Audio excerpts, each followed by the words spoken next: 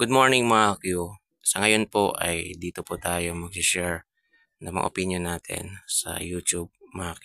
So, ayaw ko na munang mag-upload sa Facebook page natin mga Q. Ayan.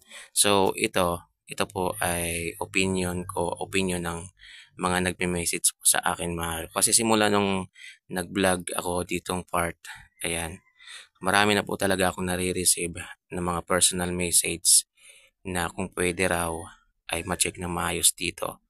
Kasi yung iba nag-iisip na baka kita nyo po yung parang square na parang takip ayan sa baba po ng hagdan. Baka may butas daw dyan.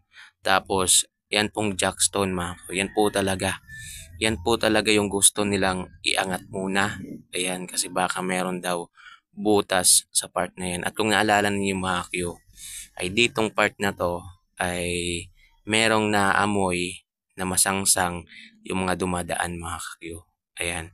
So dito kasi mga Q ay malakas talaga yung current ng tubig sa part na to. Kasi sa bandang unahan lang po niyan, siguro mga 200 meters lang po talaga ay dam na. Ayan, pababa po yung tubig, malakas po talaga yung current ng tubig sa baba. Ayan, at based po sa mga nakausap ko dito sa lugar na to, kahit nga daw yung marunong lumangoy ay minsan ay nakakaranas pa rin ng pagkalunod kahit na nga marunong lumangoy kasi iba po daw yung flow ng tubig dito mga Q kumpara sa dagat.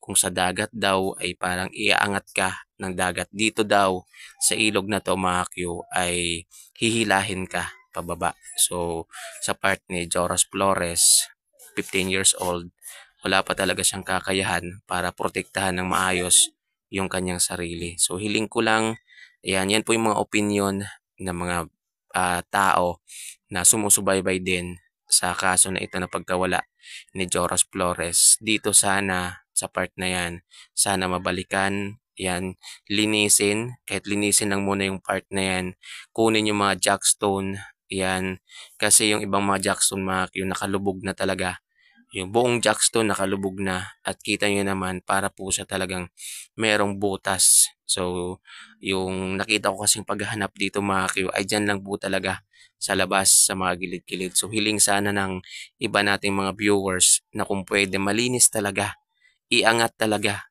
yung mga jackstone na nakapalibot dyan sa lugar na yan mga kakyo. Yun lang naman talaga yung hiling ng mga ibang viewers natin mga kakyo na kung pwede mai-check, mabalikan dito sa part na to mga kakyo.